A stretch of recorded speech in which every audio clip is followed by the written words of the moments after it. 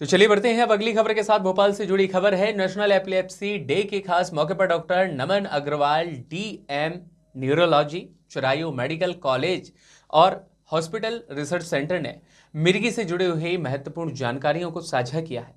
उन्होंने कहा है कि मिर्गी सामाजिक अभिशाप नहीं है, यह इलाज से पूरी तरह से ठीक हो सकती है। आगे उन्होंने यह भी बताया कि मिर्गी के दौरे तब उत्पन्न होते हैं जब मस्तिष्क के किसी हिस्से में न्यूरॉन सर्किट अचानक डिस्टर्ब होते हैं।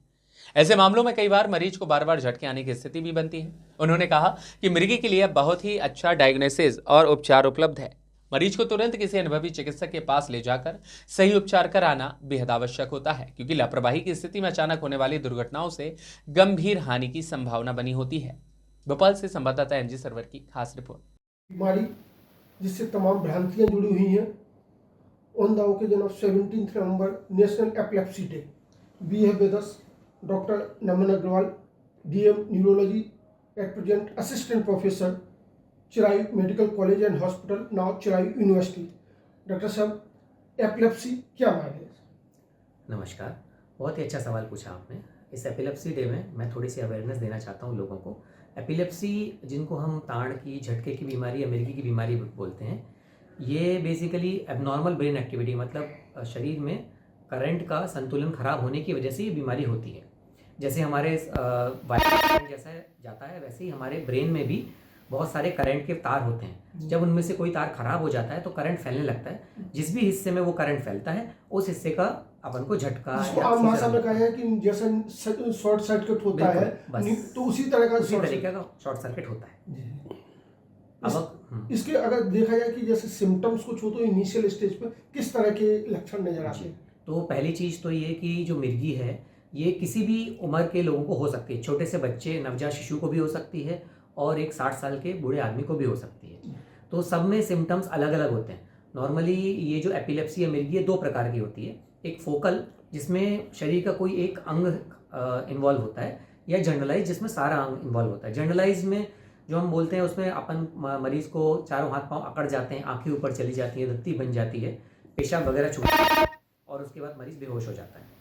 फोकल को पहचानना, फोकल एपिलेप्सी जो अपन बोलते हैं, उसको पहचानना मुश्किल इसलिए है क्योंकि उसमें ज़रूर, जैसे मान लीजिए आपका जो करंट ख़राब हुआ है वो किसी एक हाथ के हिस्से में ख़राब हुआ तो सिर्फ हाथ में झटका आएगा, पैर में हुआ तो पैर में आएगा, कभी कभी देखने के इसमें हिस्से में इन्वॉल्व होता है तो मरीज सिर्फ एक तक देखता रहता है।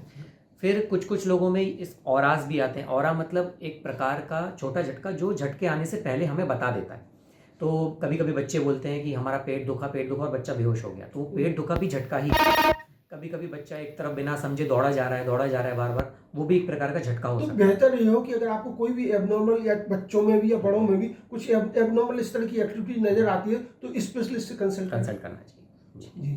तो उसको किस तरह से ट्रीटमेंट अवेलेबल रहता है? हाँ जी, सबसे पहले जांचों पे आए तो एपिलेप्सी के लिए हम एमआरआई की जांच करते हैं, जिसमें ब्रेन की कोई स्ट्रक्चरल अबनॉर्मेलिटी तो नहीं है वो देखते हैं। ईईजी करते हैं, ब्रेन के करंट को देखते हैं, और एक जेनेटिक टेस्ट होता है क्योंकि कुछ एपिलेप्सी अनुवांशिक होती हैं।